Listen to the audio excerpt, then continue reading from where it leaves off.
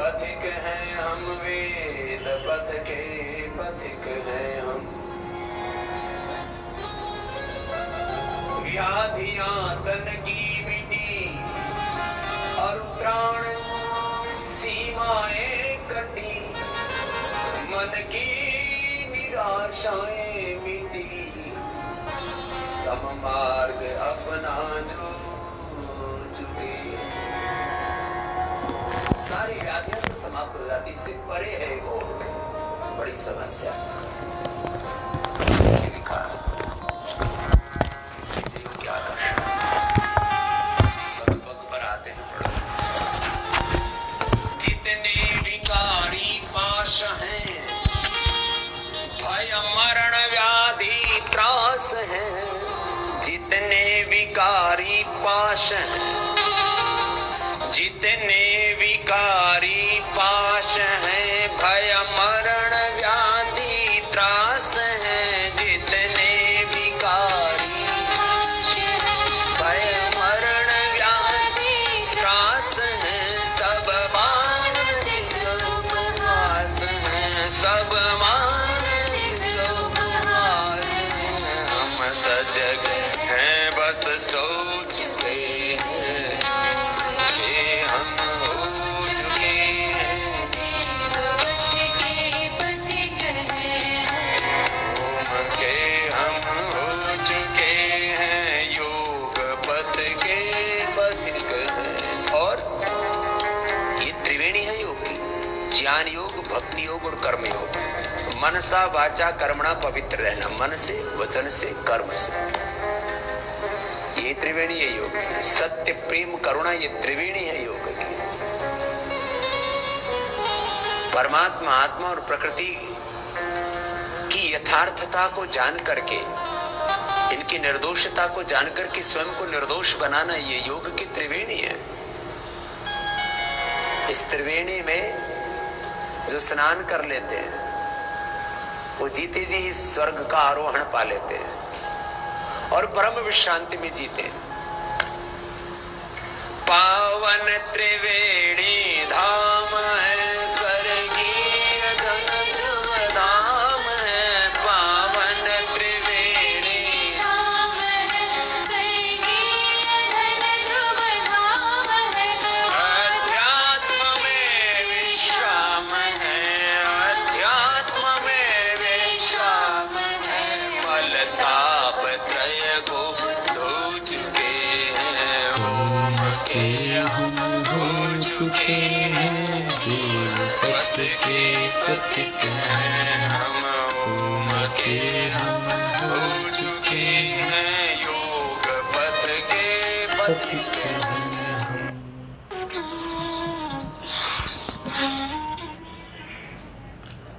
ओम श्री परमात्मने नमः। श्री गुरुभ्यो नमः। सर्वेभ्यो नमः। दोस्तों मित्रों, बहुत बहुत मंगल कामनाएं आज के पावन दिवस की। आज दूसरा अध्याय हम आरंभ कर रहे हैं और दूसरे अध्याय में जब हम नेक्स्ट पे देखते हैं कि जब दूसरा अध्याय आरंभ हुआ, हमने कहा कि तप, स्वाध्याय, ईश्वर प्रणिधानानि क्रिया योगः। क्रिया योग की चर्चा आई। एक तरफ हमने योग का अर्थ बताया था और यहाँ क्रिया योग के विषय में बता रहे हैं। योग का अर्थ बताया था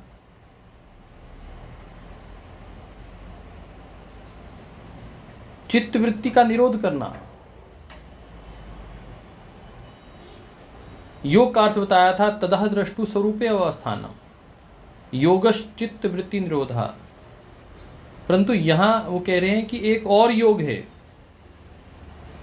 और वह क्या है? वो क्रिया योग है। वहां योगः समाधि था, यहां हम किस योग की बात कर रहे हैं? वो योग जो एकाग्रता से आरंभ हुआ और हमने निरुद्ध अवस्था तक लेकर गए, वह समाधि पाद में। परंतु जो चंचल मन है, अभी क्षिप्त अवस्था में है, मूढ़ अवस्था में है, विक्षिप्त अवस्था में है, एकाग्रता में पहुंच रहा है या पहुंच गया है तो या पहुंचना चाहता है, वो उसको क्या कहेंगे? तो कहते हैं कि वह साधन पाद में आएगा। तो जिनकी अभी वृत्तियां, जिनका चित्त क्षिप्त है, मूढ़ है, विक्षिप्त अवस्था में है, वह इस साधनों के साथ अपने चित्त को एकाग्र कर सकते हैं, निरुद्ध अवस्था में ला सकते हैं। मुझे लगता है कि शायद जीवन में जो जो परिस्थितियां बनती हैं, उन परिस्थितियों को एक एक करके उसका समाधान करना, यह अत्यंत महत्वपूर्ण है। कुछ लोगों ने पहली बार पढ़ रहे हैं, परंतु बहुत इंटरेस्ट लेके पढ़ रहे हैं। मैंने जब उनका सुना, किसी ने 3, किसी ने 5 सूत्र सुनाए, इसका मतलब आप गंभीरतापूर्वक पढ़ रहे हैं। मुझे बहुत से लोगों ने, मेरे जो नेशनल इंटरनेशनल लेवल पे जो मेरे स्टूडेंट्स हैं, उन्होंने भी मुझे कहा कि आप अलग से योग टीचर ट्रेनिंग प्रोग्राम शुरू करिए और पेड ट्रेनिंग प्रोग्राम शुरू करिए। तो उसके विषय में हम जल्दी सोचेंगे। आपके 5-5 स्टूडेंट्स आप तैयार कर लीजिए। यदि ऐसे लगभग 500 स्टूडेंट तैयार हो जाएंगे तो उनकी ऑनलाइन टीचिंग और उनको ऑनलाइन लेवल 1, लेवल 2 पूरा फिर वो पढ़ाने का भी प्रयास करते हैं। परंतु उनको आप परीक्षा के लिए जोड़ेंगे, सबसे पहले उन्हें 5 लोगों को कम से कम अपने साथ इस कक्षा के लिए तो जोड़िए। यहाँ से शुरुआत करिए। चलिए आइए शुरुआत करते हैं। तो हम कह रहे थे कि यह साधन पाद क्या है? साधन पाद है कि आप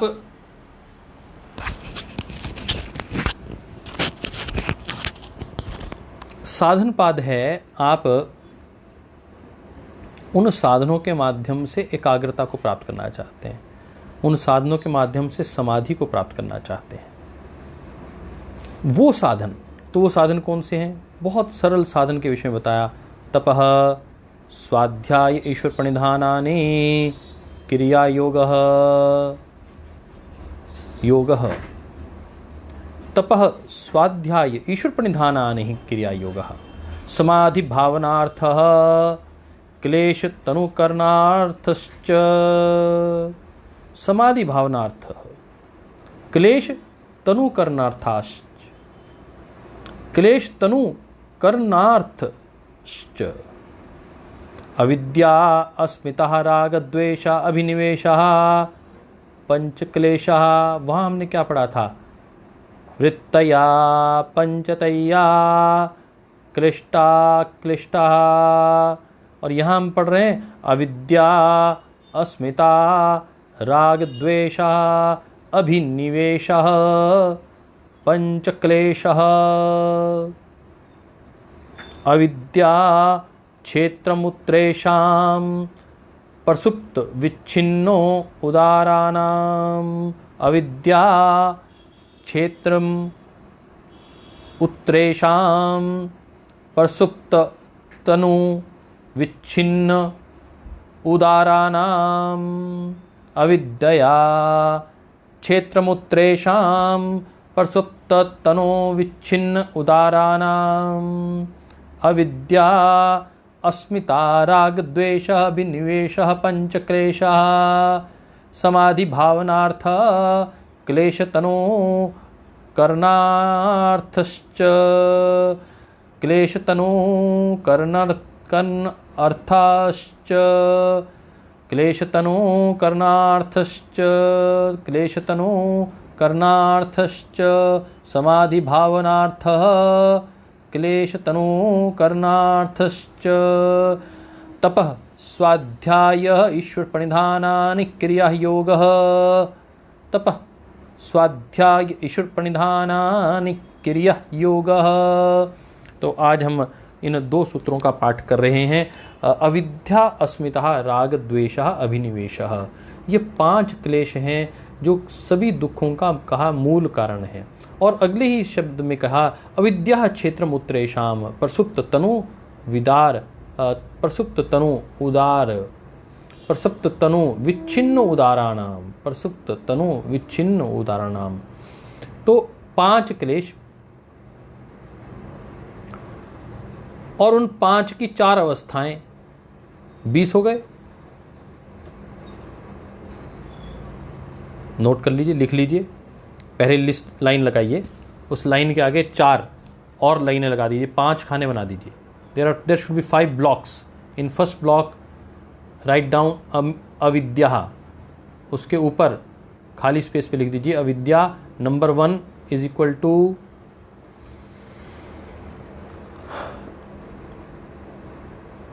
प्रसुप्त, अविद्या प्रसुप्त, नंबर 2 अविद्या तनु, नंबर 3 अविद्या विच्छिन्न,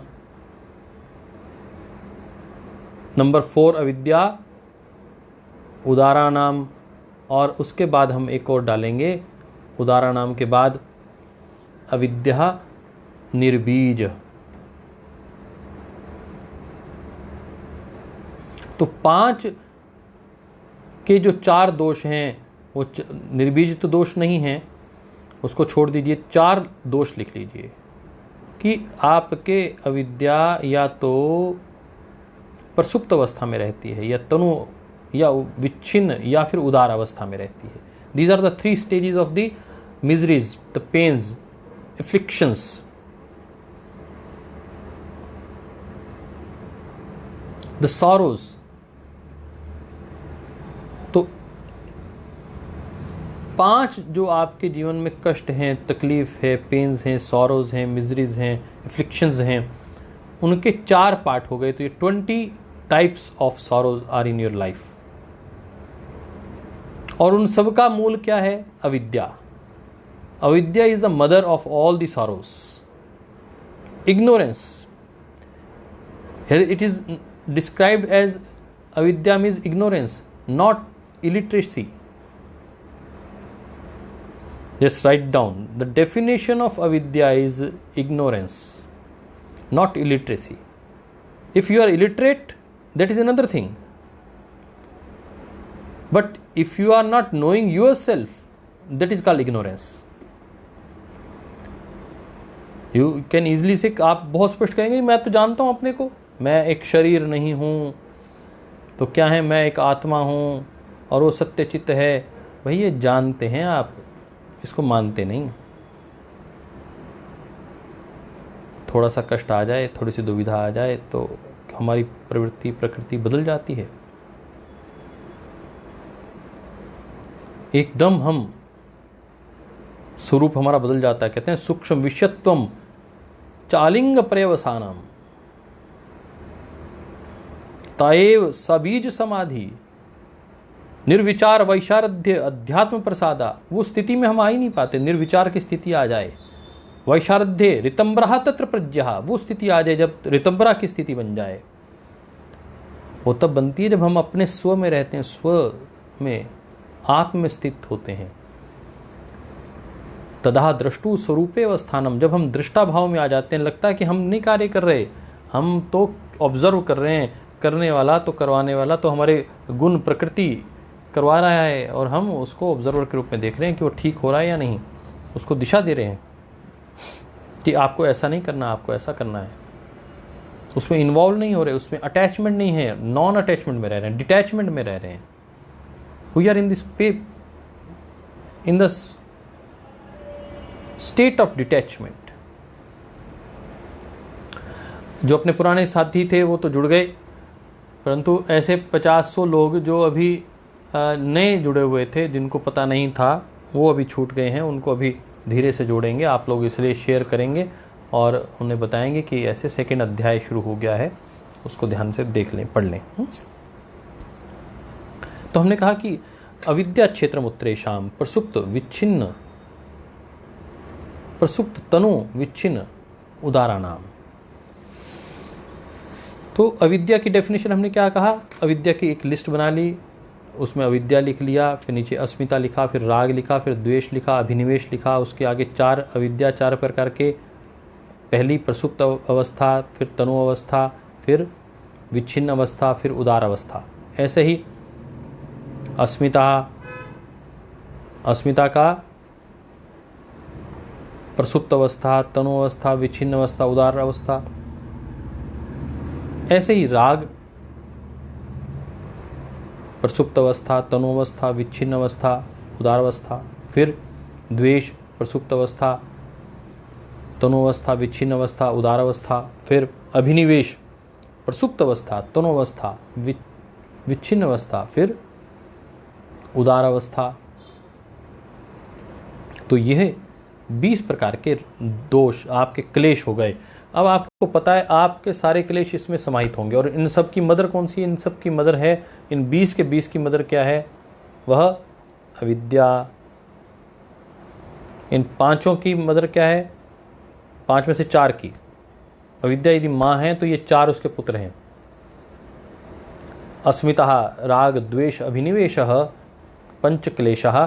तो ये 5 में से 1 यदि माँ है, कौन सी? अविद्या यदि माँ है तो अस्मिता राग द्वेष अभिनिवेश, ये 4 उसके पुत्र हैं। यदि वो नहीं रहेगी तो ये भी नहीं रहेंगे। अविद्या नहीं रहेगी तो ये 4 दोष भी नहीं रहेंगे। तो हमें अपनी अविद्या को समाप्त करने के लिए, इसलिए क्या रीते जानहानि,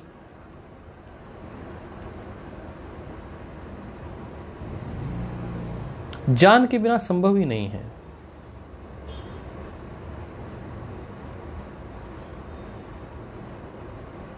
रीते जानान मुक्ति, ज्ञान के बिना मुक्ति संभव ही नहीं है। और ज्ञान क्या है? ज्ञान है कि इग्नोरेंस। बहुत सुंदर मुझे लगा जब इंग्लिश का मैंने ये शब्द पढ़ रहा था कि उन्होंने इलिटरेसी नहीं शब्द लिखा। अविद्या मीन्स इग्नोरेंस। इग्नोरेंस किसे कहते हैं? इग्नोरेंस ये है, चारों तरफ आपका एक मकान है, लिख लीजिए इसको, मैं आज डेफिनेशन बता रहा हूं, आप आनंद आएगा आपको। इग्नोरेंस मायने कि आप घर में हैं, बाहर सूर्य बहुत तेज चमक रहा है, आपने घर के सारे दरवाजे बंद कर रखे हैं, खिड़कियां बंद कर रखी हैं, आगे पर्दे लगा रखे हैं, और आप कह रहे हैं कि अंधेरा है साहब चारों तरफ। हाँ भैया, चारों तरफ अंधेरा है क्योंकि आप कमरे के अंदर बंद हैं। कष्ट है क्योंकि कमरे के अंदर बंद हैं। निकलिए बाहर, explore yourself, express yourself, open the windows of knowledge so that sin can enter into your room, into your soul. Open the door, open the windows. आपको इतना कर्म तो करना पड़ेगा, इतना कष्ट तो करना पड़ेगा। उस ज्ञान रूपी प्रकाश को प्राप्त करने के लिए आपको वो दरवाजा तो खोलना पड़ेगा, वो खिड़की तो खोलनी पड़ेगी। और मैं आपको बधाई देना चाहता हूं दोस्तों, मित्रों, आपने खिड़की खोल दी है। आपने योग सूत्रों के स्वाध्याय को धारण कर लिया है जीवन में, तो आपने अपने जीवन में ज्ञान की खिड़की तो खोल दी है। अब कोई कष्ट आपके सामने नहीं टिक सकता। क्यों? क्योंकि छोटी सा खिड़की भी कमरे को पूरी की पूरे जो अंधकार से भरा हुआ था, सूर्य बाहर तपा हुआ है, और एक खिड़की आपके पूरे कमरे को प्रकाशित कर सकती है। आइए हम उस खिड़की को ठीक से खोल दें, उस ज्ञान की खिड़की खोल दें जो अभी तक बंद थी। यही इग्नोरेंस है। इग्नोर नहीं करना हमें। हम अपने आप को जाने पहले। तपस्वाध्याय ईश्वर प्रणिधानानि क्रिया योगः। तपः स्वाध्याय ईश्वर प्रणिधानानि क्रिया योग। तो क्रिया योग में तप करना है, शारीरिक, वाचिक और मानसिक तप करना है, स्वाध्याय करना है, अपने में स्थित होना है, अपना अध्ययन निरंतर बार बार करना है। यदि हमने अपना अध्ययन बार बार नहीं किया तो हम आगे नहीं बढ़ पाएंगे। और क्यों करना है? समाधि भावनार्थ क्लेश तनु करनार्थश्च, क्लेश तनु करनार्थश्च। क्लेशों को कम करने तनु करना है। अब उसका तनु का अर्थ अब आपको समझ में आएगा कि तनु क्या है। अविद्यास्मिता रागद्वेष अभिनिवेश पंचक्लेश। अविद्या क्षेत्र मूत्रेशाम प्रसुप्त, एक तो सोई हुई अवस्था है, और तनु मायने बिल्कुल मध्यम अवस्था, विच्छिन्न, प्रकाशित हो चुकी है, खंडित हो चुकी है, जागृत हो चुकी है, अवसर की तलाश में है। और उदार अर्थात वो दोष, हमारे वृत्तियां पूरी उभर चुकी हैं, काम, क्रोध, लोभ, मोह, अहंकार, इसको दिमाग में रख लीजिए। अविद्या, अस्मिता, राग, द्वेष, अभिनिवेश के साथ ब्रैकेट में लिख लीजिए काम, क्रोध, लोभ, मोह, अहंकार।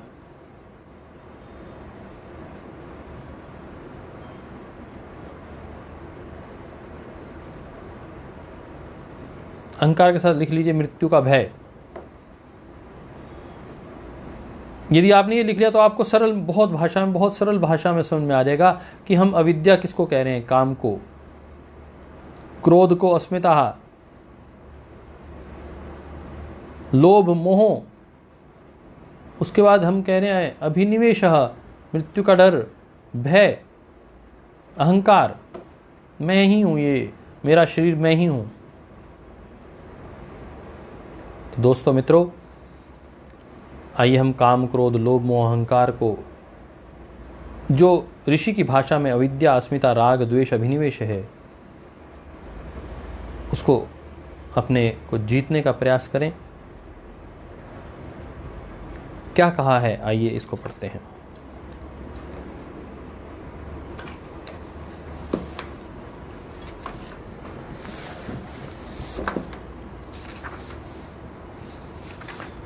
अविद्या, अस्मिता, राग, द्वेष, अभिनिवेश, क्लेशा। अविद्या, अस्मिता, राग, द्वेष, अभिनिवेश, क्लेशा, ये 5 क्लेश हैं। There are 5 types of afflictions in life. ignorance, ego, likes, dislikes, and clinging to life.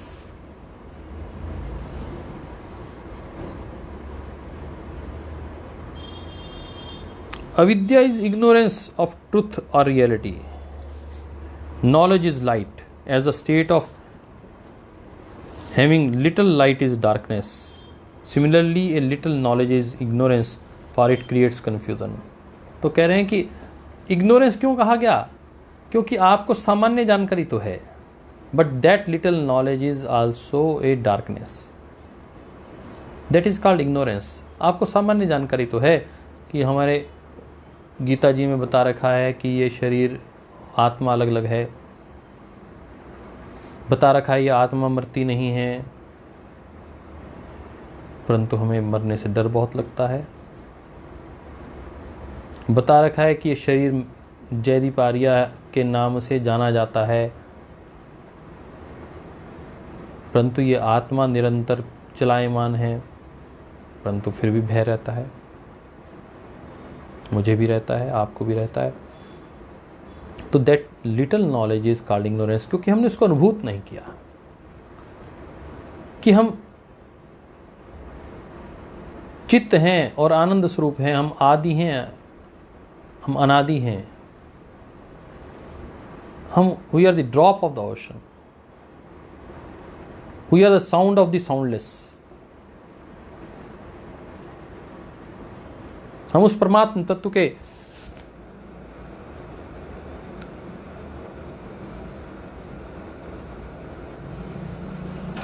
अंश हैं। हम अभी रियलाइज नहीं कर पाए। कितने लोग हैं हमारे में से जो हम कह सकते हैं, ऊंचा आवाज देकर कह सकते हैं, शिवोहम शिवोहम, अहम ब्रह्मास्मि, तत्त्वमसि श्वेत केतु, अयम अनादि ब्रह्म।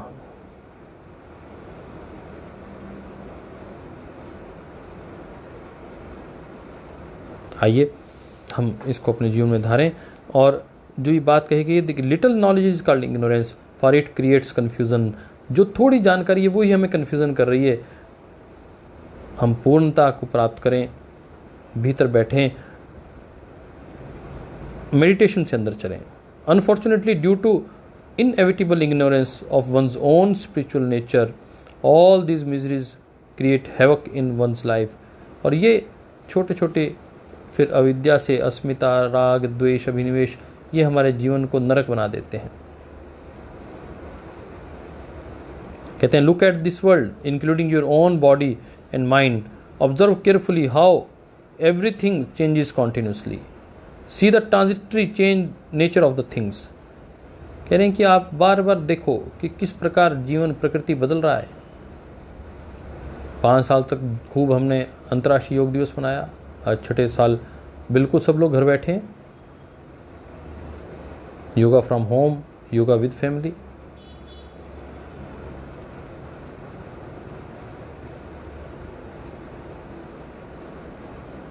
Feel calmness, see your real nature, feel it, experience it, practice prayer, be in knowledge. This is the door to self realization. यही एक रास्ता है, यही दरवाज़ा है उस आत्म तत्व को, परमात्म तत्व को प्राप्त करने का। आइए हम अपने जीवन में जो इनएविटेबल इग्नोरेंस है,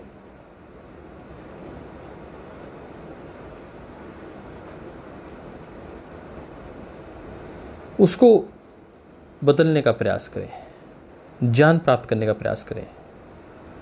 और अविद्या का अर्थ, आपने बीए नहीं किया वो अविद्या नहीं है, आपने 10th पास नहीं किया वो अविद्या नहीं है। आपने अपने आप को नहीं जाना, अपने भीतर जो प्रकाश तत्व है उसको आप जान नहीं पाए, यह मूल कारण है, यह अविद्या है। उस ईश्वर को नहीं जान पाए। यह जो जीवन चोला मिला था उस परमात्मा तत्व के साथ जुड़ने के लिए, लक्ष्य हमारा था कि हम उस परमात्मा को ज्वाइन करेंगे। We will live in the super consciousness, we will love with dedication that supreme soul.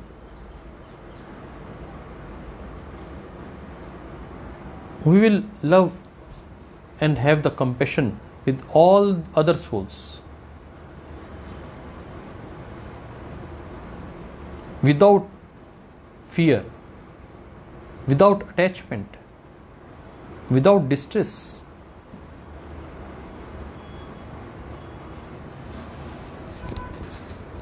आइए नेक्स्ट, अविद्या क्षेत्रमुत्रेषां प्रसुप्त तनु विच्छिन्न उदाराणाम।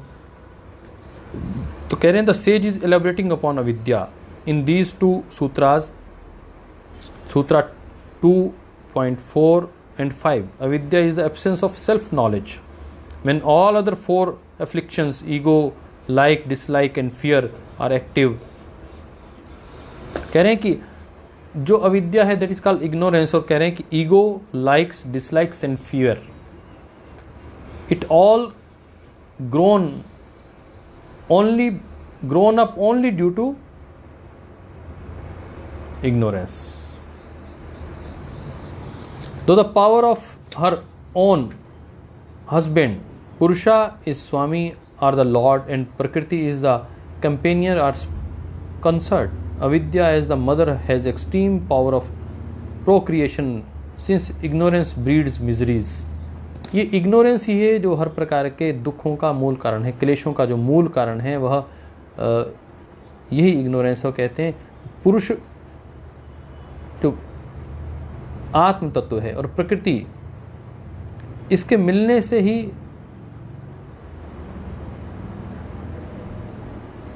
अविद्या घटित होती है। इसलिए कहा कि वो प्रकृति को पुरुष से अलग करने का नाम ही योग है। तम विद्यात दुख संयोगम वियोगम योग संगीतम।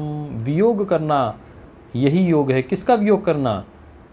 पुरुष से प्रकृति का वियोग कर देना। क्या जुड़ा हुआ था? वन स्टेट इज पुरुषः, पुरुष इज अटैच्ड विद प्रकृति, and you have to detach the prakriti with from purusha and attach it the purusha with the parama purusha. This is called yoga. So there are three things. One is prakriti. In middle, just write down, just draw a single line, prepare 3 circles after equal distance. One is on the extreme left, one is on the right, extreme right, and one in the center.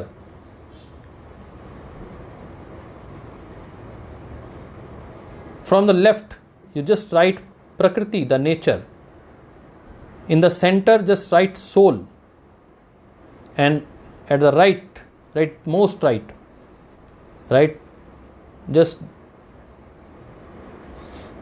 put God, the Parama Purusha.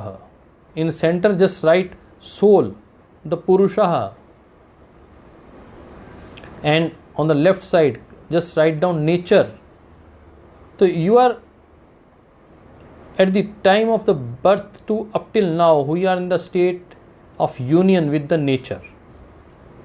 Nature gives us the peace, nature gives us happiness, nature gives us rest. We feel rest. We feel energetic when we visits natural places. But what is yoga?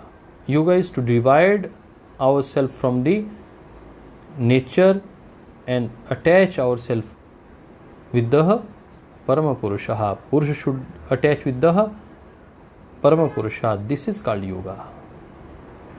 And just write down this phrase of 6th lesson, 23rd shloka. Tam vidyat dukh sanyogam viyogam yoga sangitam. 6th lesson, 23rd verse shloka. Maharshi Vedvyas very, very beautifully has given the definition of Bhagavad Gita.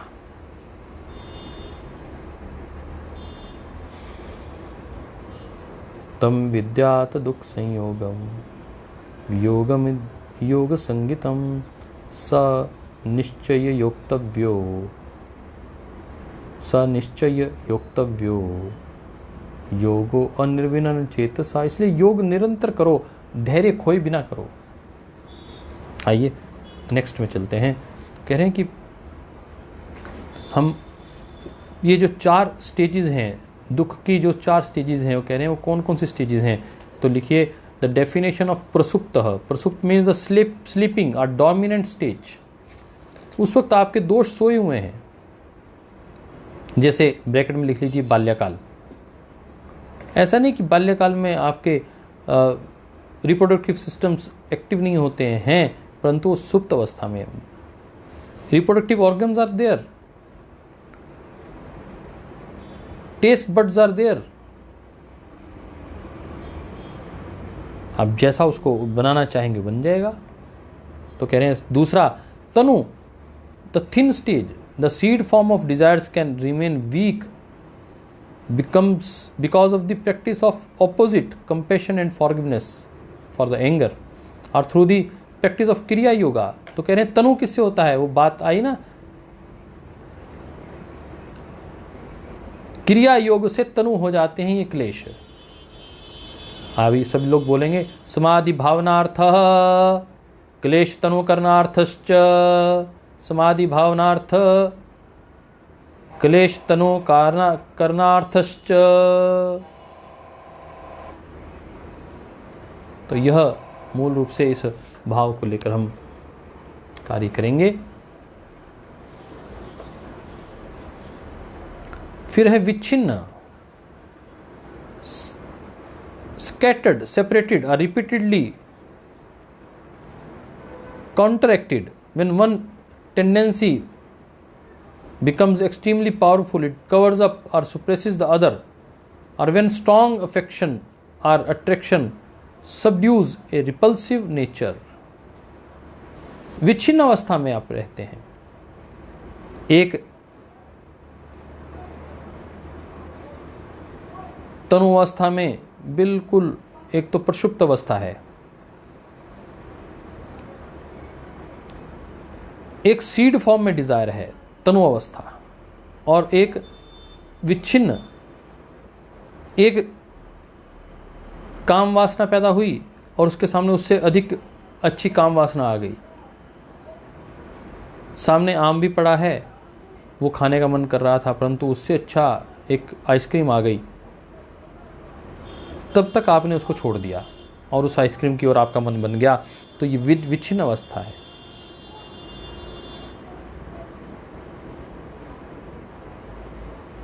आप गुस्सा करने वाले थे, गुस्से का स्वभाव बन गया था, परंतु सामने कोई बड़ा व्यक्ति आ गया, एक तत्काल आपने अपना गुस्सा पी लिया और चेहरे पर मुस्कुराहट ले आए.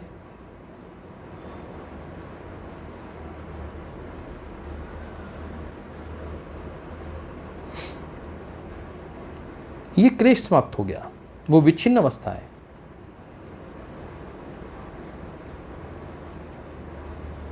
भयंकर कोई तो आपत्ति आ गई, आपके अंदर वो काम वासना उठ ही नहीं रही है,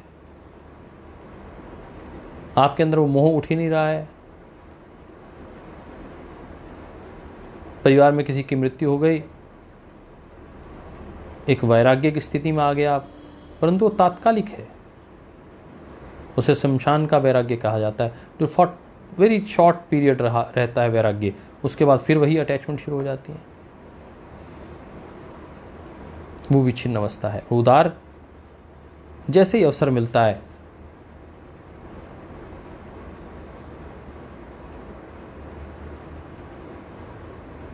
आपके अंदर वह नकारात्मकता जागृत हो जाती है। काम, क्रोध, लोभ, मोह, अहंकार। कोई व्यक्ति आपसे डर सकता है तो उसके ऊपर आप क्रोध करते हैं, परंतु वही व्यक्ति जब कोई उसके स्थान पर कोई ऐसा व्यक्ति आ जाए जो बड़ा आदरणीय है, बड़े पोस्ट पर है, वो क्रोध तत्काल आपका समाप्त हो जाता है, विच्छिन्न अवस्था में चले जाता है। परंतु जैसे कोई व्यक्ति मिलता है जिस पर आप क्रोध कर सकते हैं, आपका माइंड उत्तर देता है क्रोध कर सकते हैं, लोभ कर सकते हैं, मोह कर सकते हैं, अहंकार कर सकते हैं, काम कर सकते हैं, तो वो वैसा अवसर मिलते ही उसमें आप में काम भावना जागृत हो जाती है। तो यह जो भाव है, ये जिस दिन हमें समझ में आ गया तो हमारे दोष सारे दोष उस स्थिति में आ जाएंगे।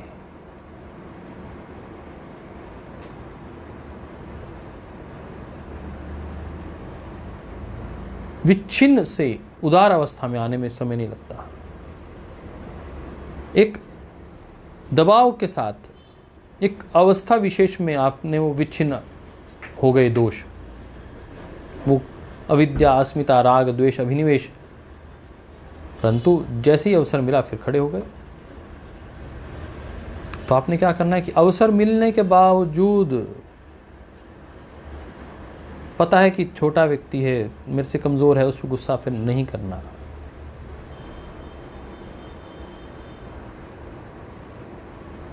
अवसर मिले तब भी आसक्त नहीं होना। यह विद्या है और इसको प्राप्त करने के लिए निरंतर कहा गया, निरंतर अभ्यास करना पड़ेगा। तत्र स्थितो यत्नो अभ्यासा, यत्न पूर्वक अभ्यास करना पड़ेगा, तब जाकर आप स्थापित हो सकते हैं। तो कह रहे हैं कि what is udara? The expanded or fully operative state. This is the state in which all other afflictions are clearly manifested. Or vichhinna, that is scattered, separated or repeatedly counteracted. When one tendency becomes extremely powerful, it covers up or suppresses the other one, as when strong affection or attraction subdues a repulsive nature. एक repulsive nature की प्रतिपक्ष भावना करके आपने अपने काम वासनाओं को, अपने मोह को, अपने अहंकार को दबा रखा है, परंतु जैसे ही अवसर मिलेगा वो दोबारा उदार अवस्था में आ जाएंगी। वो कहा कि उदार से परछिन्न और परछिन्न से कहाँ लाना है, तनु में। ये कौन काम कर सकता है? क्रिया योग कर सकता है। और फिर समाधि के साथ, ध्यान के साथ आप निर्बीज कर सकते हैं, प्रसुप्त अवस्था में ला सकते हैं। वो बच्चे की तरह स्टेट में आना पड़ेगा बिल्कुल। फिर काम आसक्त की बजाय काम की प्रवृत्ति ही नहीं होगी।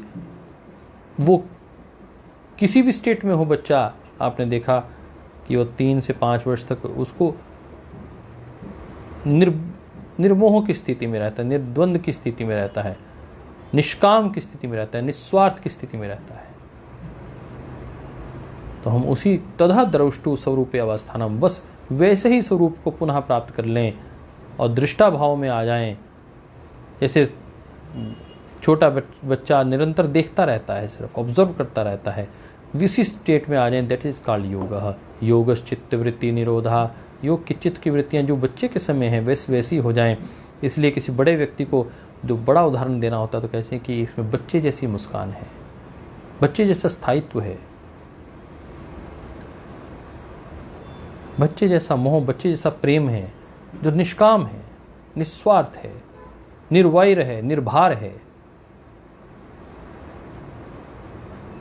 आज ये दोनों ही श्लोक अत्यंत महत्वपूर्ण थे, दोनों ही सूत्र बहुत ही गहरे थे, इसलिए थोड़ा सा समय लगा आप तक वो पहुंच पाए। तो मैंने कहा, never forget you are a child of God. If at any time the cloud of ignorance covers you, then all miseries will try to torture you in many different ways. आपको कभी ये नहीं लगना चाहिए मैं बड़ा हो गया हूँ, आपको वही बचपने में रहना है, क्योंकि आप ईश्वर की संतान हैं और ईश्वर अजर अमर अभय नित्य पवित्र और सृष्टि करता है। The cloud of ignorance covers you, जब ये अविद्या का ये बादल आपको ढक लेगा, जब बादल तो सूर्य को भी ढक लेता है साहब, then all miseries will try to torture you, और जैसे ही सूर्य के सामने बादल आता है अंधकार छा जाता है। तो कह रहे हैं कि वैसे ही आपके सामने आप कितने भी ज्ञानवान क्यों ना हो, कितने ही बलवान, कितने ही साधु, कितने ही तपस्वी क्यों ना हो, परंतु यदि यह बादल आ गया, इग्नोरेंस का, अविद्या का, अस्मिता का, राग का, द्वेष का, अभिनिवेश का बादल आ गया, तो then all miseries will try to torture you in many different ways। तो कई प्रकार से यह दुख, ये कष्ट, ये क्लेश आपको परेशान करने लगेंगे। बी केयरफुल, इसलिए सदैव जागृत रहें। You are a yogi, consider everything as a play of the divine mother, और सदैव ये मानना चाहिए कि वह जगदम्बे अम्मा का ये मोह माया नामक ये जो माता है, इसका रचा हुआ ये सारा खेल है, और ये सब इस खेल से, ये नाटक से मुझे अलग होना है। Even your feeling of आईनेस is also linked with the divine mother. आपके अंदर जो अहंकार भाव है वो भी उस मोह माया की वजह से ही है। उसको मोह माया माँ भी कहते हैं। प्रे एंड मेडिटेट, इसलिए सदैव जाप करिए और उसका ध्यान करिए। B careful in every moment, और एक एक क्षण ध्यान के साथ रहिए। मैं कह रहा था वैदिक चैनल में भी इस बात को मैंने कहा कि हमारा भारतीय संस्कृति कितनी ही गहरी होगी, कितनी प्राचीन होगी, इसका अंदाज़ा लगा सकते हैं कि हमारी माताएं, बहनें, परिवार के बच्चे, परिवार के जो बुज़ुर्ग हैं, उनको क्या कहते हैं, बेटा ये काम ध्यान से करो। अब ये ध्यान शब्द आया कहाँ से? ध्यान शब्द आया योग से। योग का कौन सा अंग है? 7वां अंग है। कहाँ किसने दिया? महर्षि पतंजलि ने। ये ध्यान कहाँ से आया और शब्द? इसलिए महर्षि पतंजलि का ये ध्यान अर्थात योग हर व्यक्ति किया करता था, इतना प्रचलित शब्द है ये ध्यान। ये कार्य ध्यान से करो, सड़क पार ध्यान से करो, ध्यान से खाओ, चबा कर खाओ, ध्यान से सुनो। कितने गहरे शब्द हैं।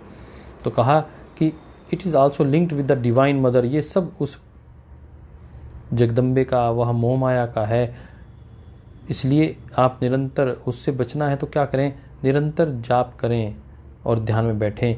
B careful in every moment, एक एक क्षण आपको ध्यान से बिताना है। And feel your peaceful divine nature, और अपनी शांत दिव्य चेतना के विषय में अपने आप को स्मरण करना है कि मैं एक शांत चित्त दिव्य आत्मा हूँ, मैं एक शांत चित्त दिव्य आत्मा हूँ। आइए हम प्रयास करें कि दिन में 6 बार हम इस स्मरण को केवल 30 सेकंड के लिए करेंगे। मैं शांत चित्त दिव्य आत्मा हूँ। बस आंखें खोल ली, आंखें बंद की। मैं शांत चित्त दिव्य आत्मा हूँ। I am a divine peaceful soul. मैं शांत चित्त दिव्य आत्मा हूँ। I am divine peaceful soul. तो दिन में हर 4 घंटे के बाद, 8 घंटे के बाद, रात को 8 घंटे की नींद है तो कोई बात नहीं, सोने से पहले, सोने के बाद, उठने के साथ साथ दिन में 3 बार, 2 बार।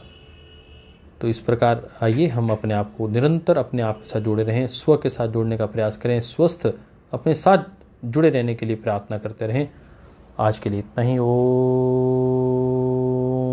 सर्वे भवन्तु सुखिनः, सर्वे सन्तु निरामया, सर्वे भद्राणि पश्यन्तु, मा कश्चित् दुःखभाग् भवेत्। ओम शांति शांति शांति। सर्वेभ्यो नमः, गुरुभ्यो नमः। ओम श्री परमात्मने नमः, श्री गुरुभ्यो नमः, सर्वेभ्यो नमः। सर्वेषामपि सुखिनो भवन्तु।